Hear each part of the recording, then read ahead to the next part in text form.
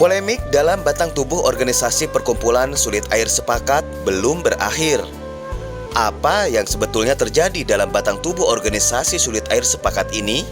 Hingga polemik internal sampai kepada munculnya tuntutan hukum, bahkan dibawa sampai ke ranah pidana. Mari kita dengarkan bagaimana kronologis awal mula terjadinya polemik.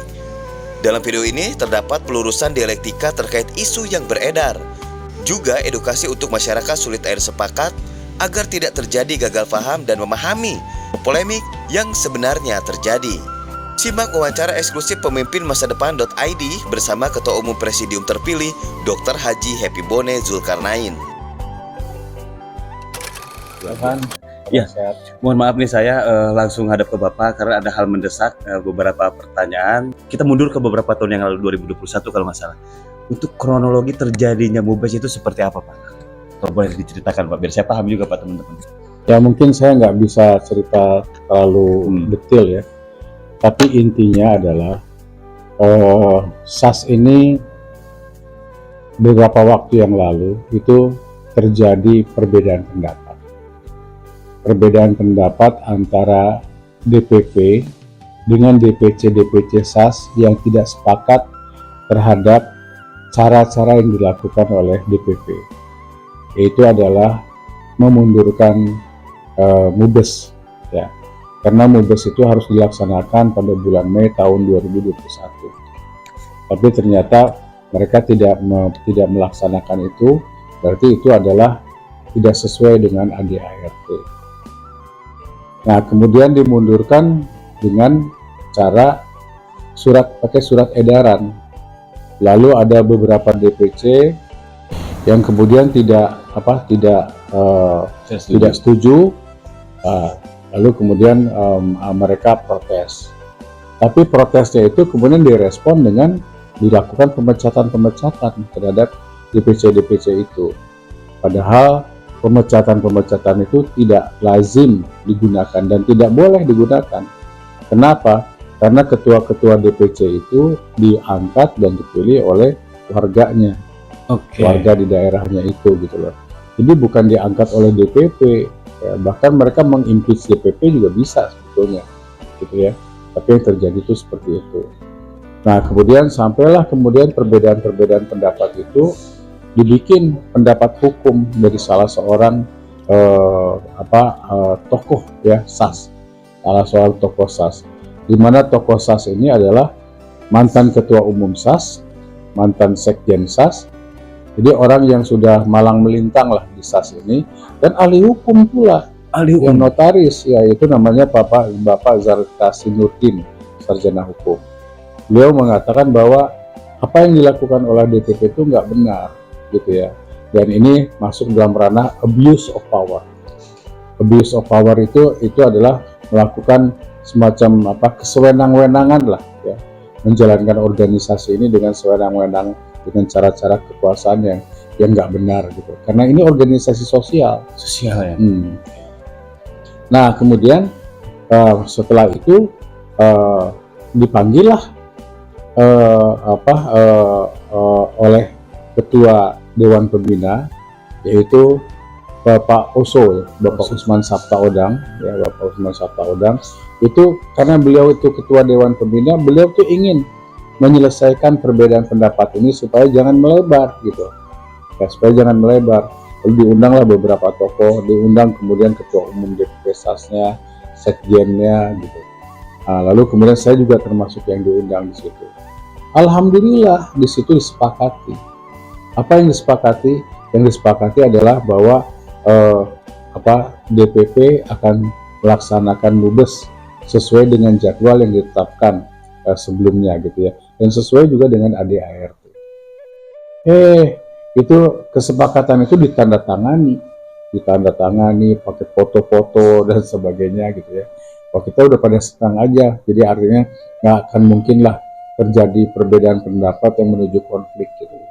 Nah, tapi kemudian beberapa hari kemudian itu kesepakatan itu tidak dipatuhi oleh ketua DPP, ketua umum DPP. tapi kemudian diingkari gitu, diingkari. Akibatnya kemudian tersinggunglah ketua Dewan Pembina, tersinggunglah ketua Dewan Kehormatan, ya ketua Dewan Pembina itu Pak Usman Sabtaodang, lalu Profesor Jurnalis Udin, dan ketua Dewan Kehormatan itu Pak Zarkasi Nurdin. Tersinggung, kecewa, akhirnya kemudian mereka mundur dari organisasi itu, ya mundur. Nah setelah mundur seperti itu, suasana jadi semakin panas. Nah, akibatnya kemudian apa? Muncullah keinginan-keinginan untuk melakukan mubes. Nah, mubes ini sudah dilakukan sesuai dengan ADART, yaitu sesuai dengan pasal 5, ya. Pasal 5 ayat 1 sampai 5 di situ itu diperkenankan. Kalau misalnya DPP tidak melaksanakan mubes, maka DPC, Korwil, dan Dewan Pembina bisa menyelenggarakan mubes itu.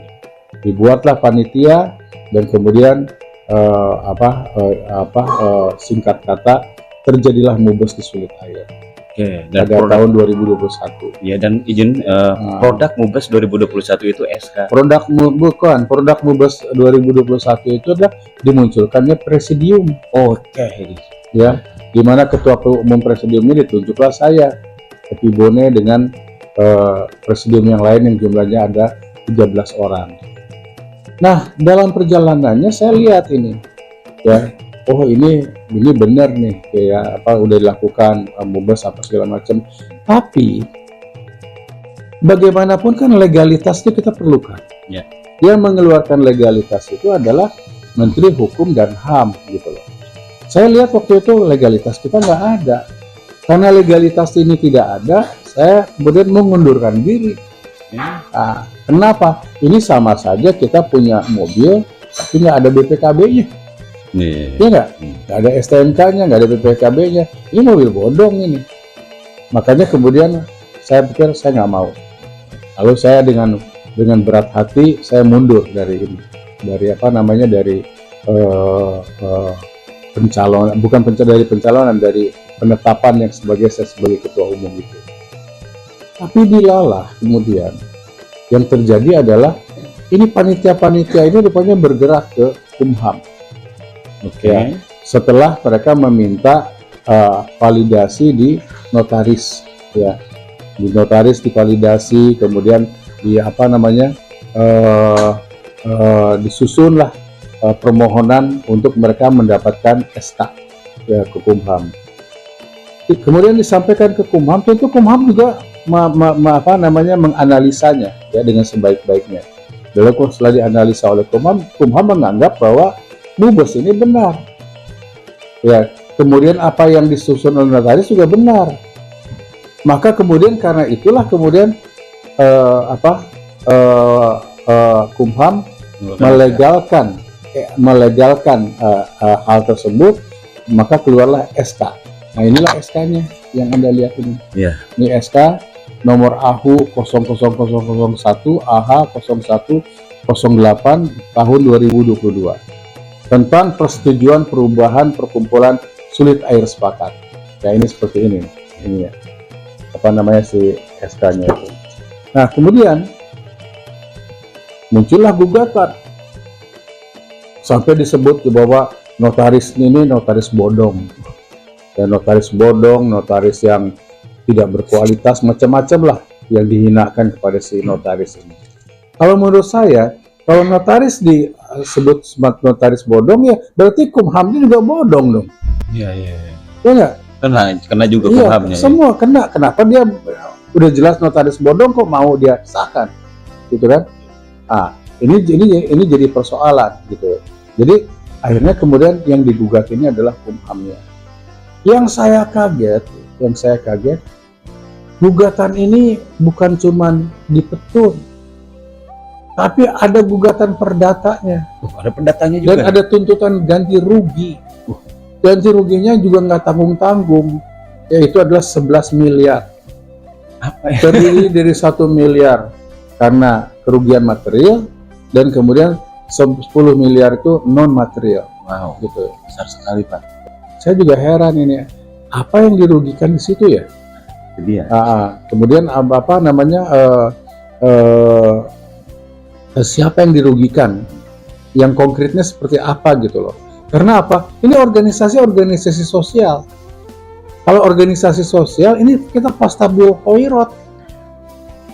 Ya, kita mengeluarkan uang loh untuk gini-ginian ini, untuk mengeluarkan dana. Dan dana kita ini bukan dana dari mana-mana, kita ini urunan. Dari uang 100.000, 50.000 kita kumpulkan, tapi kita bisa bisa menjalankan program untuk membantu mereka yang terkena COVID, ya. Kemudian kita bisa memberi dana bantuan untuk mereka yang dalam rangka Idul Fitri gitu kan, zakat, kemudian juga kita kurban dan lain sebagainya lah, program-program itu kita jalankan. Dan ini semuanya tuh betul-betul the fastabiqul khairat, nggak ada yang dilihat. Yang lebih tragis lagi, ada 2 orang di antara kita ini dituntut secara pidana. Ya kan organisasi keluarga, basisnya adalah silaturahmi gitu. Yang dituntut saudaranya sendiri. Waduh. Yang dipidanakan gitu. Nah jadi ini benar-benar periode kelam lah untuk SAS ya, untuk organisasi SAS yang kita banggakan selama ini. Nah itu kira-kira yang ini ya, yang jadi ini. Nah ternyata dalam perjalanannya gugatan mereka di petun dikabulkan. Dimenangkan ya, menang ya? Ya bukan menang ya, dikabulkan. Kalau saya menanggapnya itu. Okay. Ya, beda itu, menang dengan dikabulkan. Karena ada banding kan. Okay. Nah dibanding digugatnya dikuatkan juga. Kuatkan juga. Nah, ini kemudian tidak selesai. Kalau kita ini proses hukum ya, tidak selesai. Karena setelah ini ada kasasi kan? Ya. Ya ada kasasi. Dan yang digugat itu bukan kami. Yang digugat itu Menkumham. Ya kan? Karena apa? Karena Menkumham yang mengeluarkan SK. Kalau kami ini adalah tergugat intervensi. Nah, kita membackup Kumham gitu. Karena Kumham kan membela kepentingan kita juga. Ya. Nah, karena itulah kemudian proses ini belum selesai. Ya, ini belum selesai karena akan ada kasasi. Nah, kita lihat apakah kemudian Menkumham kasasi? Ternyata Menkumham kasasi. Tentu kami juga kasasi juga, ya. Nah, jadi kita sama-sama melakukan kasasi. Tapi sambil berjalan, saya berpikir, untuk apa sih kita ini berkonflik seperti ini? Sampai kepada persoalan-persoalan hukum. Padahal kita ini masih bersaudara. Kita ini dusana itu bersaudara. Kita ini bersaudara semua. Nah oleh karena itulah saya ajak pada kawan-kawan semua, udahlah kita berdamai aja. Kita berdamai aja. Kalau perlu untuk berdamai itu supaya kita berdamai, kita ngalah gitu loh. Ya, supaya apa? Silaturahmi terjalin kembali. Nah, caranya bagaimana? Udah kita berdamai sama-sama, kemudian setelah itu kita berpelukan, bermaaf-maafan, kemudian gugatan-gugatan itu dicabut dong. Ya. Nah, ini yang jadi persoalan, dianggap bahwa kita ini mengemis-ngemis soal gugatan-gugatan itu supaya dicabut itu. Padahal kan kalau misalnya ada konflik suami istri aja, konflik suami istri, kemudian talak 1 misalnya begitu ya, itu ketika mereka akan bikin nota pandading akan berdamai, tentu kan ada si istri bilang saya mau damai tapi syaratnya ini. Nah, gitu ya. Suami juga oke, saya terima damai tapi syarat kamu juga harus begini gitu. Kamu harus melayani saya dengan baik.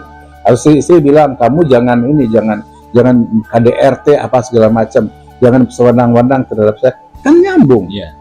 Itu kan sesuatu yang lumrah. Nah, ini ternyata ya mereka mau berdamai, tapi gugatan pidana perdatanya tetap ingin ini. Jadi ini sebetulnya mereka tuh ingin SK atau ingin duit nih. Ada 2 pilihan memang itu. Jadi ingin cari uang dengan cara-cara kayak begini. Yeah. Kita kan bukan orang bodoh. Gitu. Lalu ingin mempidanakan orang. Ini kan berarti ada dendam. Yeah. Ya, ada kebencian dan dendam di sana itu. Padahal kita ini berkeluarga. Nah, oleh karena itulah itu yang saya sesalkan. Kami sih ingin damai. Kalau memang mereka mau urus SAS ini, urus aja nggak apa-apa. Dan kemudian kalau perlu kita bantu, gitu ya, kita dukung, kita bantu. Nah, tapi ternyata bukan itu sasarannya. Sasarannya ini duit nih, gitu loh. Nah ya kalau udah kayak begini ya kita layanin aja terus gitu. Ini kan sudah masuk dalam proses hukum ya. Nah dalam proses persidangan sudah terjadi 2 kali keputusan. Pertama adalah di Petun. Di Petun ini terus terang aja Dinda ya.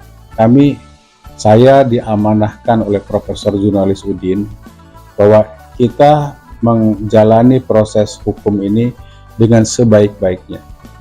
Kita lakukan ini dengan tanpa ingin mengotori proses hukum ini. Ya, dengan proses hukum ini. Misalnya mengotori dengan cara-cara yang tidak baik lah ya. Menyuap apa segala macam kita nggak mau gitu ya.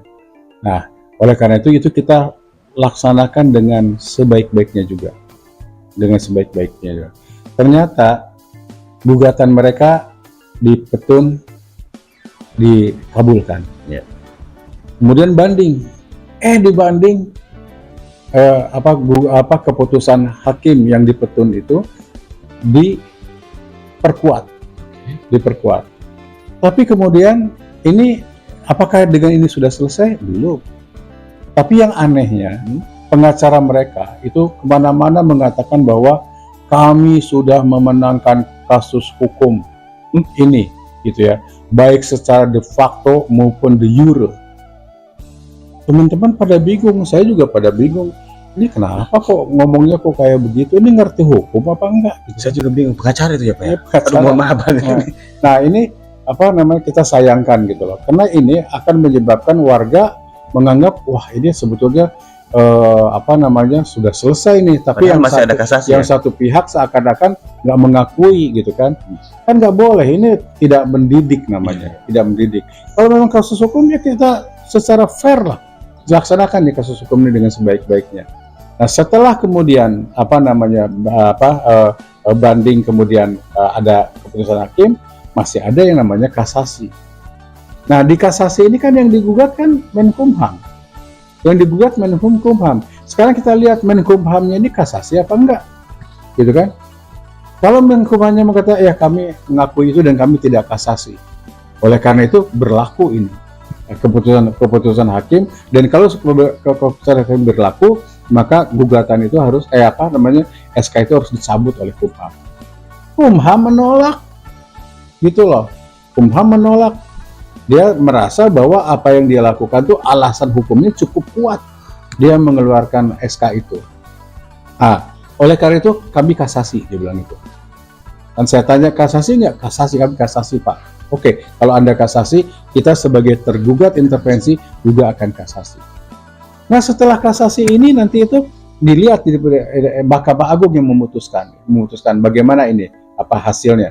Oh nanti dimenangkan si A atau dimenangkan si B, disitulah finalnya. Bahkan di Mahkamah Agung sendiri masih ada peluang, misalnya ada yang namanya PK, peninjauan kembali, ya. Ada novum misalnya, ada peninjauan kembali, itu bisa merubah segala-galanya. Nah itulah yang saya mengatakan bahwa sangat disayangkan kok pengacaranya menginformasikan hal-hal yang menurut kami itu belum patut. Seorang pengacara ya, pertama tidak boleh menyerang lawannya itu di luar sidang. Itu ada etikanya. Ya pertama itu. Yang kedua nggak boleh mengeluarkan informasi yang hoak, yang bohong gitu loh. Oke. Nah ini kalau kayak gini kan tidak mendidik ini. Dan yang disayangkan juga ya pengacara saudara saya juga. Gitu. Karena saudara Bapak sendiri, nah saudara semua, jadi saya akan lanjut ke pertanyaan selanjutnya. Ini sedikit tentang SK Menkumham nih kan. SK Menkumham yang terakhir kan Bapak pegang nih, sudah Bapak pegang. Terus yang sebelumnya apakah sudah sesuai dengan mekanisme untuk menyerahkan kepemimpinan dengan diam misalkan? Karena kan saya kan nggak tahu nih, cuma kalau udah begini nih biasanya ya tetap aja berjalan. Ini kan proses hukum. Ya. Nah proses hukum ini selama dia belum inkrah, ya. Berarti masih SK ini kan? Berarti SK ini masih berlaku. SK ini berlaku. Dan kemudian juga kita lihat apakah Menkumham menerima nggak keputusan majelis hakim, ya. Ternyata dia nggak terima. Dia menganggap bahwa Menkumham menganggap bahwa dia mengeluarkan SK ini adalah sah gitu loh. dan kuat, alasannya kuat. Nah, salah satu yang dikatakan oleh hakim di situ dikatakan bahwa Menkumham harus membatalkan SK ini karena sebelumnya sudah ada SK pengunduran untuk mengundurkan Mubes gitu loh. Tapi kenapa kok muncul SK baru? Ternyata menurut Menkumham dan Kumham bisa merevisi. Kalau terdiam mereka menganggap ini ada kekeliruan, gitu ya. Dan oleh karena itu dan itu juga ada pasalnya itu. Makanya kemudian dia mempertahankan ini, mempertahankan SK ini, bahwa SK ini harus dipertahankan.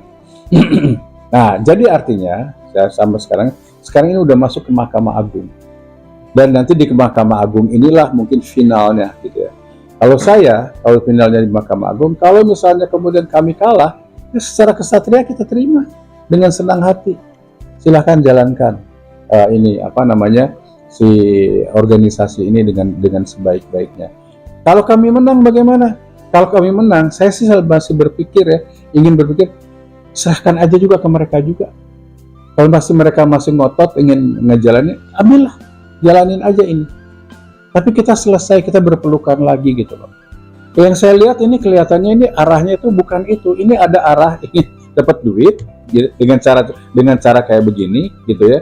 Lalu kemudian ingin melampiaskan kebencian dan dendam kepada seseorang dengan cara mempidanakan. Oke. Nah, inilah yang menurut saya yang tragis ya dalam soal ini.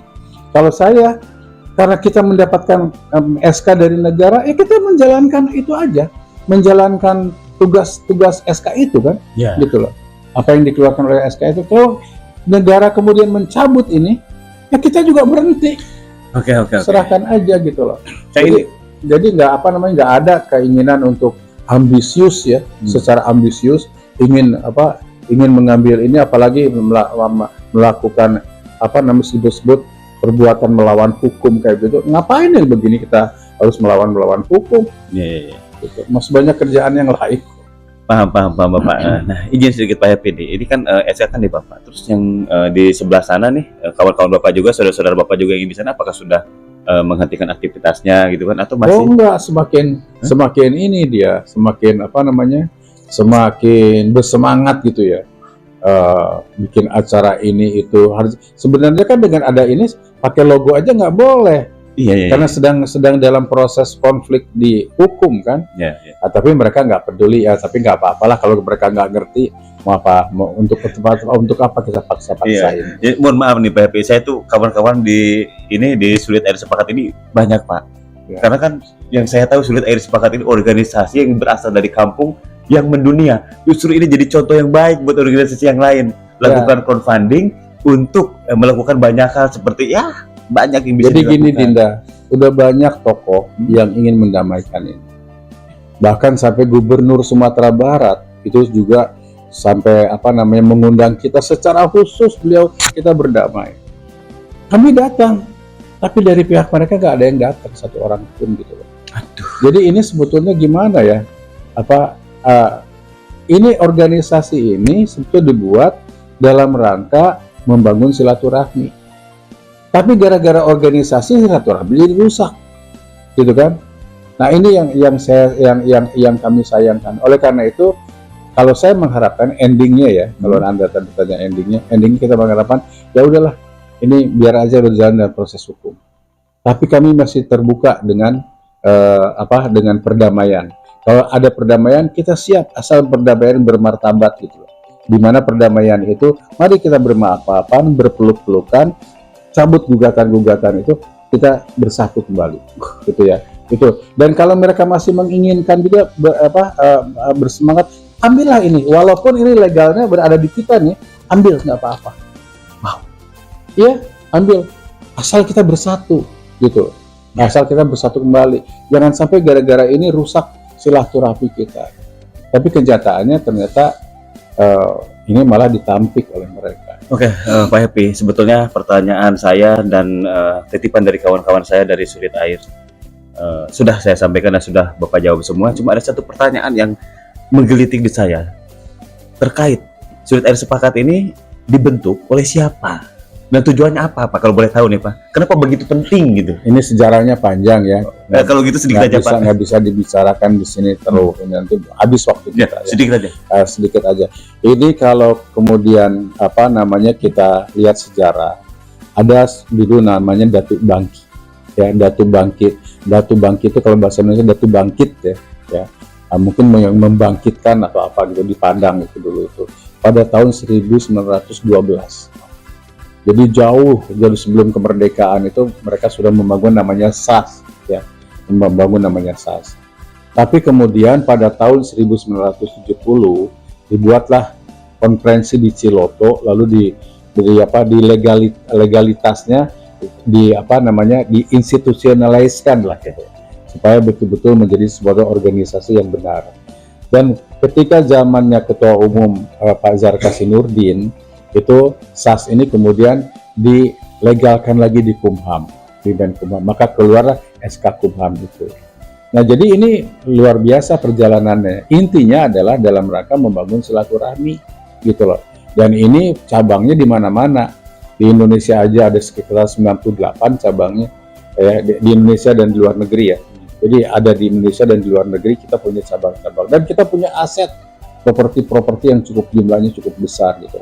Jadi saya juga berpikir, ngapain kita konflik-konflik yang kayak gini?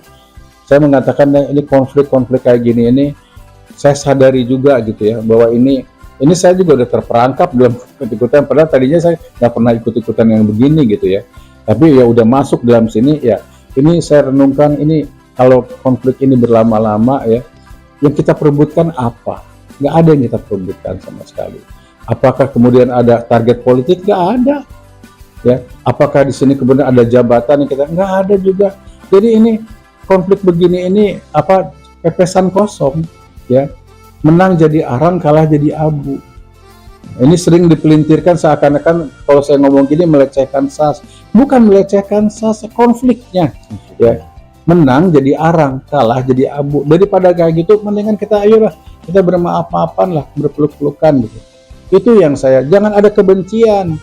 Jangan bilang yang satu dibilang gerakan pengacau SAS lah, aduh macam-macam kata-kata yang sebetulnya menurut saya tuh nggak etis gitu disampaikan.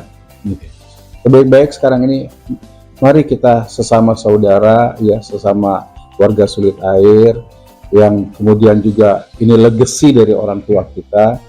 Oke, kita hentikan konflik ini. Kemudian kalau misalnya untuk pihak kami akan mengalah, kami serahkan deh ini. Gitu. Aturlah ini. Saya juga banyak kerjaan lain yang harus saya kerjakan gitu ya. Nah, oleh karena itu silakan laksanakan ini di sini sebaik-baiknya. Kalau perlu kami juga ikut membantu gitu ya, ikut mensupport, dan kemudian suasana yang berjarak di keluarga kita ini kita selesaikan dengan sebaik-baiknya. Itu kan indah. Nah, indah kalau kita bisa kayak begitu gitu. Tapi kalau masih ada kebencian, ada dendam, lalu ada target-target cari duit yang begini-begini, aduh, minta ampun deh. Oke. Pak Happy, terima kasih banyak. Akhirnya saya dapat pencerahan dan kawan-kawan dari kawan saya yang sekarang memang, karena di Jawa Barat sendiri ada Pak. Di luar negeri juga ada. Di luar negeri juga ada, makanya saya bilang, oh ya, saya kenal, saya bilang sama yang di atas, nanti saya akan coba ngadep, saya akan coba bertanya dan bagaimana ke depannya. Karena kalau dengar cerita dari Pak Happy barusan sudah jelasin semuanya dari sisi hukum dan lain-lain, dari mubah segala macamnya. Saya pikir ini cuma satu Pak, cuma satu kebersamaan, pernah saling membuka diri ya Pak ya. Nawaitunya. Ini nawaitunya murni apa enggak gitu loh. Itu dia. Atau nawaitu yang pura-pura gitu ya. Kalau murni saya kira nggak ada yang susah kok, yang gini-ginian apaan. Di partai politik aja kita gampang untuk berdamai. Di Golkar pernah ada konflik Agung Laksono sama Abu Rizal Bakri, selesai. Nggak pakai tuntutan hukum kayak begini. Ini istimewa. Bapak terima kasih banyak atas waktunya dan saya